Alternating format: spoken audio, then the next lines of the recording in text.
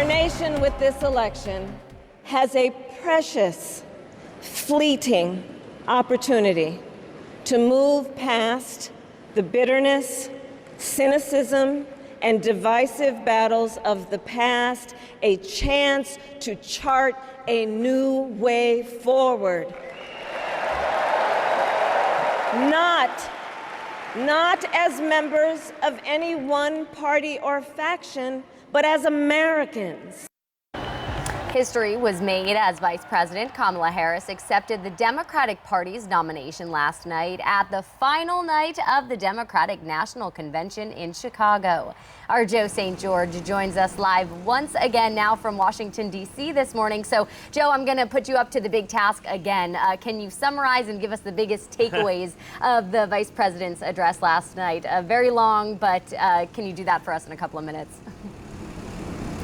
Yeah, well, you know, it was, I guess, a long speech, but nowhere near as long as former President Trump's acceptance speech. Former President Trump's was the longest in recent history back in Milwaukee in July at 93 minutes. Vice President Harris spoke for about 30, 40 minutes last evening.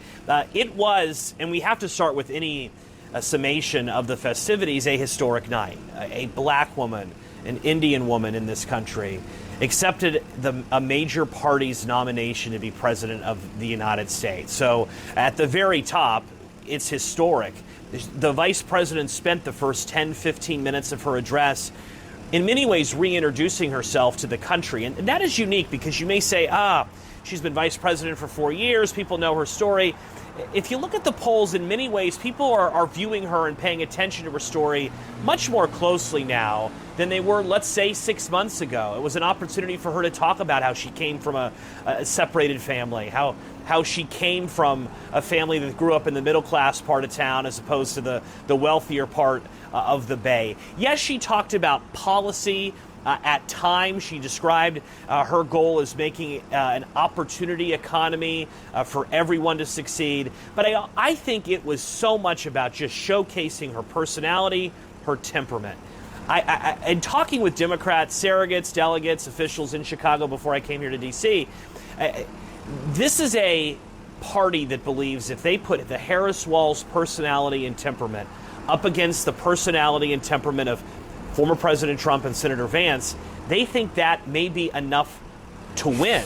People sometimes vote for the person that they want to have a beer with or they see themselves in. Many people think that's how George W. Bush won the presidency twice, as he was the guy that was the most likable in the race. I definitely get an impression that Democrats want to make this about personalities as opposed to policies. And we'll see what happens if that theme continues over the course of the next 70-plus days. Well, so, Joe, now that the conventions are over, nominees are official, what's next on the campaign schedule? Well, for one, it's almost voting season, right? We're going to have North Carolina. They typically mail out their mail-in ballots in early September. We're going to have a presidential debate in Philadelphia on September 10th. I think that is where issues are really going to take center stage. If this convention was about personalities and temperaments and vision for America, that's where we're going to really start to dive into the specifics of what a Harris 4 years would look like versus a Trump 4 years.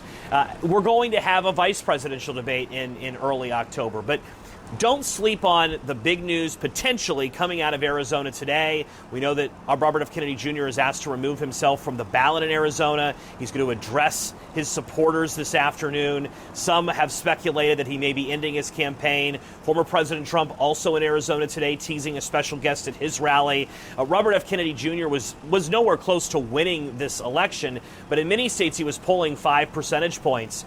If he leaves this race today, that has the chance to dramatically shape the race in an election that's only going to be decided by 1 to 2 percentage points. Every development counts. Every development matters. Aaron, the twists and turns of 2024 continue. Yes, they sure do, Joe, and we have a lot to watch over the next couple of months. Thank you so much.